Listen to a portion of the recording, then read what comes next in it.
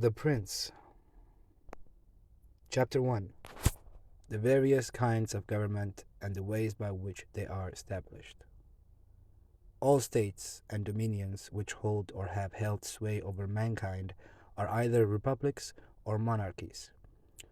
Monarchies are either hereditary ones in which the rulers have been for many years of the same family, or else they are those of recent foundation. The newly founded ones are either entirely new, as with Milan to Francesco Sforza, or else they are, as it were, new members grafted on to the hereditary possessions of the prince that annexes them, as is the kingdom of Naples to the king of Spain. The dominions thus acquired have either been previously accustomed to the rule of another prince, or else have been free states, and they are annexed either by force of arms of the prince or of others, or else fall to him by good fortune or merit. Chapter 2. Of Hereditary Monarchies. I will not here speak of republics, having already treated of them fully in another place. I will deal only with monarchies, and will show how the various kinds of described above can be governed and maintained. In the first place, in hereditary states accustomed to the reigning family, the difficulty of maintaining them is far less than in new monarchies, for it is sufficient not to exceed the ancestral usages, and to accommodate oneself to accidental circumstances. In this way, such a prince, if of ordinary ability, will always be able to maintain his positions, unless some very exceptional and excessive force deprives him of it. And even if he be thus deprived of it, on the slightest misfortune happening to the new occupier, he will be able to regain it. We have in Italy the example of the Duke of Ferrara, who was able to withstand the assaults of the Venetians in the year 84 and of Pope Julius in the year 10, for no other reason than because of the antiquity of his family in the dominion, inasmuch as the legitimate prince has less cause and less necessity to give offense.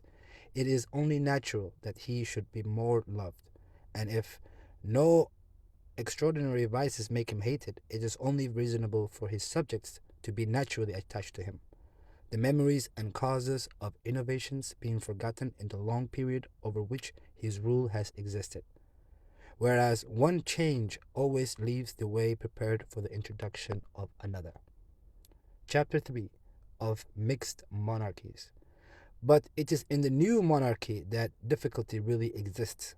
Firstly, if it is not entirely new, but a member, as it were, of a mixed state, its disorders spring at first from a natural difficulty which exists in all new dominions, because men change masters willingly, hoping to better themselves, and this belief makes them take arms against their rulers, in which they are deceived, as experience shows them that they have gone from bad to worse.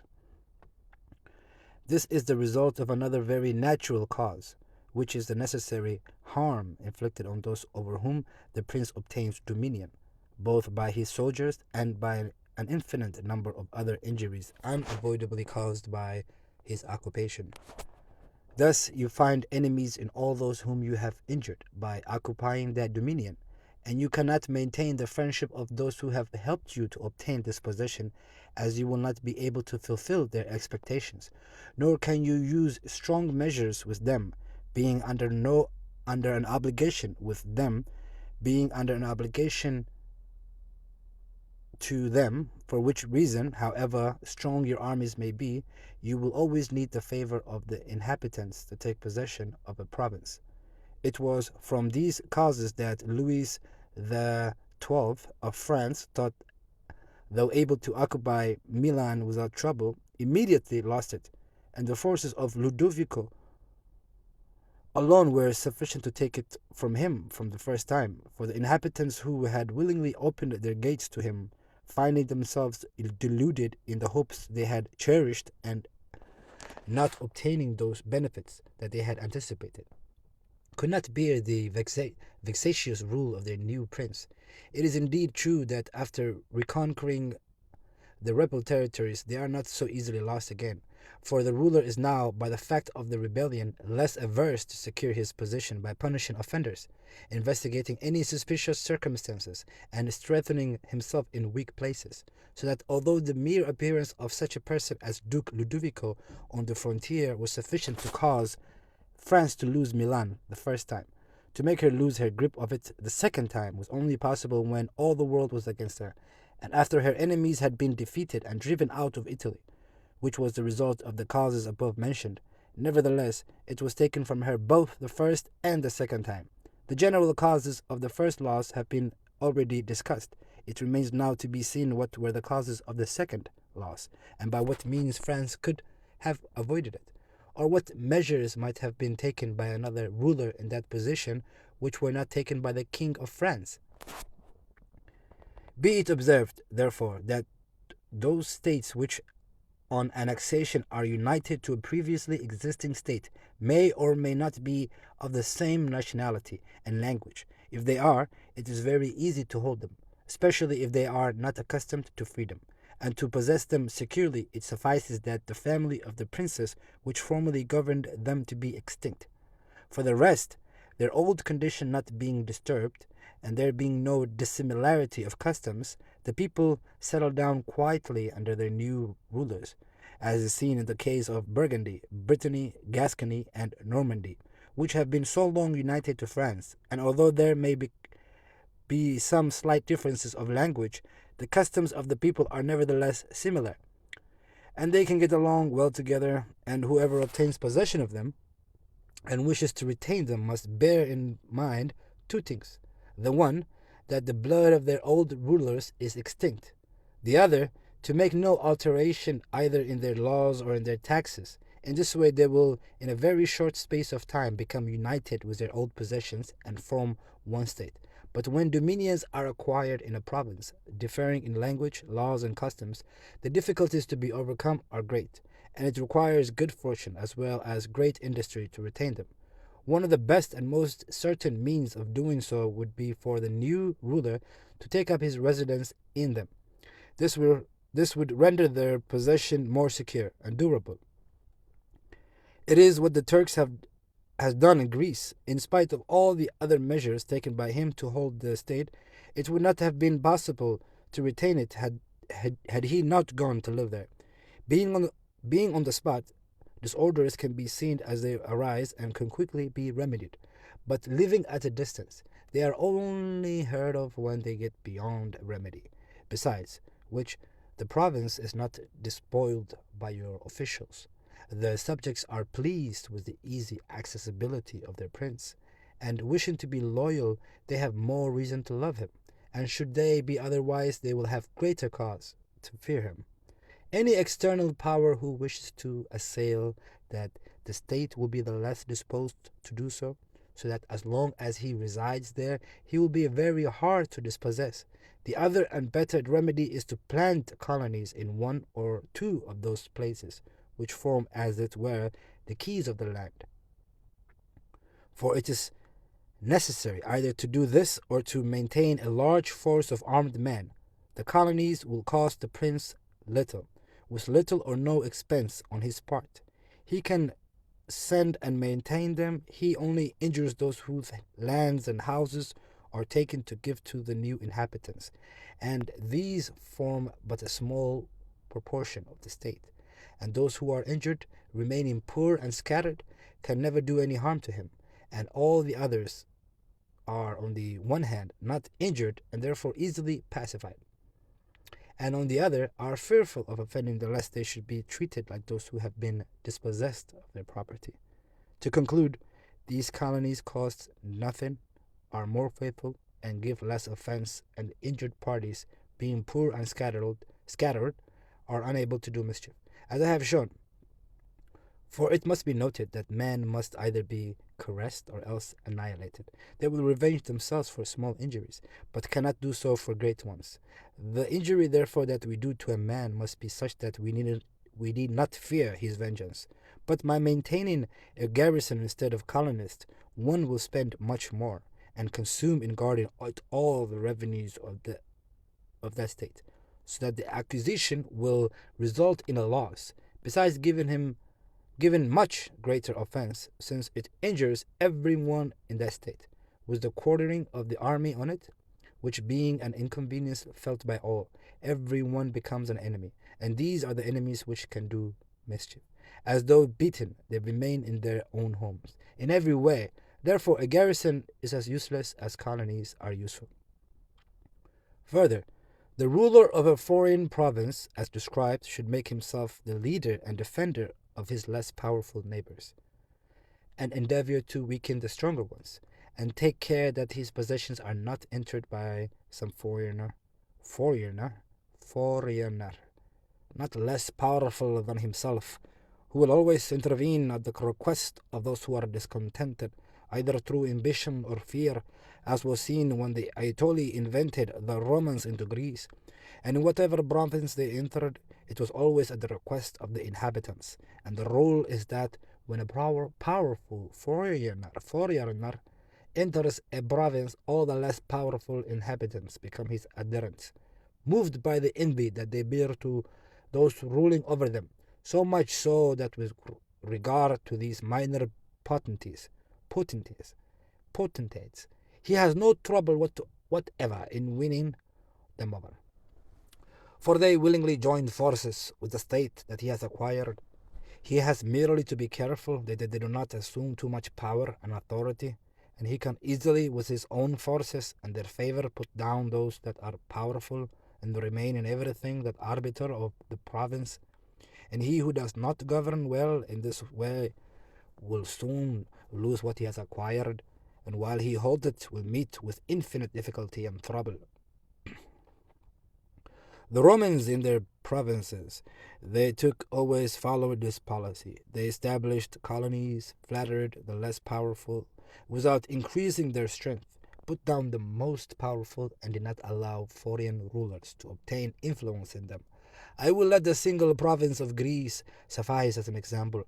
They made friends with the Achaea and the Aetole.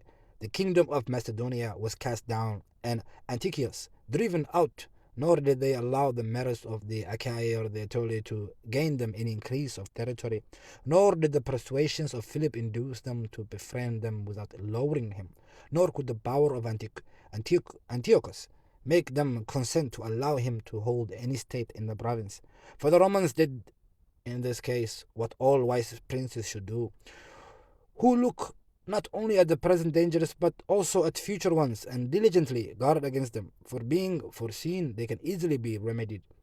But if one waits till they are at hand, and the medicine is no longer in time, as the malady has become incurable, it happening with this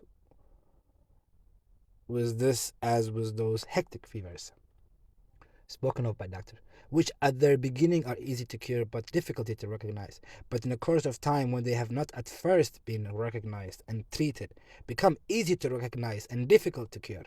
Thus it happens in the matters of state, for knowing afar off, which it is only given to a prudent man to do, that the evils that are brewing, they are easily cured, but when, for want of such knowledge, they are allowed to grow, so that everyone can recognize them, there is no longer any remedy to be found. However, the Romans, observing these disorders while yet remote, were always able to find a remedy, and never allowed them to proceed in order to avoid war, for they knew that war was not to be avoided, and could be deferred, could only be deferred, only to the advantage of the other side. They therefore declared war against Philip and Antiochus in Greece, so as not to have to fight them in Italy. Though they might at the time have avoided either, this they did not choose to do, never caring to do that which is now every day to be heard in the mouth of our wise men, to enjoy the benefits of time, but preferring those of their own virtue and prudence. For time brings with it all things, and may produce indifferently either good or bad or evil. But let us return to France and examine whether she did any of these things, and I will speak not of Charles but of Louis, as the one whose proceedings can be better seen, as he held possessions in Italy for a longer time. You will then see that he did the opposite of all those things which must be done to keep possession of a foreign state. King Louis was called into Italy by the ambition of the Venetians, who wished by his coming to gain half of Lombardy. I will not blame the king for coming, nor for the part he took, because wishing to plant his foot in Italy, and not having friends in the country. On the contrary, the conduct of King Charles having caused all doors to be closed to him, he was forced to accept what friendships he could find, and his schemes would have quickly been successful if he had made no mistakes in his other proceedings. The king then, having acquired Lombardy, regained immediately the reputation lost by Charles. Genoa yielded, the Florentines became his friends, the Marquis of Mantua, the Dukes of Ferrara, and the Bentivogli, the Lady of Furli, the Lords of Fianza, Passaro, Rimini, Camerino, and Piombino, the inhabitants of Lucca, of Pisa, and of Siena, all approached him with offers of friendship. The Venetians might have seen the effect of their temerity, how to gain a few lands in Lombardy. They had made the king ruler over 2/3 of Italy. Consider how little difficulty the king would have had in maintaining his reputation in Italy if he had observed the rules above given, and kept a firm and sure hold over all those friends of his, who, being many in number, and weak and fearful, one of the church, another of the Venetians, were always obliged to hold fast to him, and by whose aid he could easily make sure of any who were still great. But he was hardly in Milan before he did exactly the opposite. By giving aid to Pope Alexander to occupy the Romagna, nor did he perceive that in taking this course he weakened himself by casting off his friends and those who had placed themselves at his disposal, and strengthened the church by adding to the spiritual power which gives it such authority.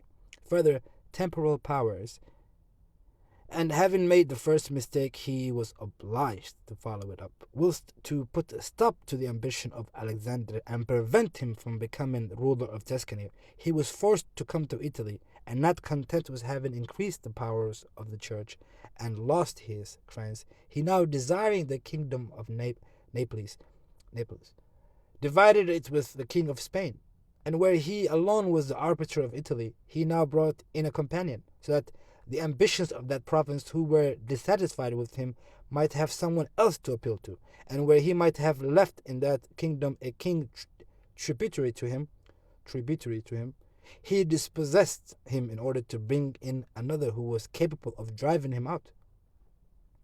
The desire to acquire possessions is a very natural and ordinary thing, and when those men do it who can do so successfully, they are always praised and not blamed.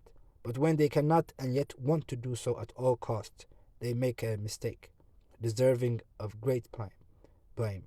If France, therefore, with her own forces could have taken Naples, she ought to have done so. If she could not, she ought not to have divided it. And if the partition of Lombardy with the Venetians is to be excused as having been made the means of allowing the French king to set foot in Italy, this other partition deserves blame, not having the excuses of necessity. Louis had thus made these 5 mistakes. He had crushed the smaller powers, increased the power in Italy of one ruler, brought into the land a very powerful foreigner, and he had not come to live there himself, nor had he established any colonies. Still, these mistakes might, if he had lived, not have injured him, and had he not made the sixth, that of taking the state from the Venetians. For if he had not strengthened the church and brought the Spaniards into Italy, it would have been right and necessary to humble them. Having once taken these measures, he ought never to have consented to their ruin, because had the Venetians been strong, it would have kept the others from making attempts on Lombardy, partly because the Venetians would not have consented to any measures by which they did not get it for themselves, and partly because the others would not have wanted to take it from France to give it to Venice, and would not have had the courage to attack both. If anyone urges that the King Louis yielded the Romagna to Alexander and the kingdom of to Spain in order to avoid war, I reply with the reasons already given, that one ought never to allow a disorder to take place in order to avoid war. For war is not thereby avoided, but only deferred to your disadvantage. And if others allege the promise given by the king to the pope to undertake that enterprise for him,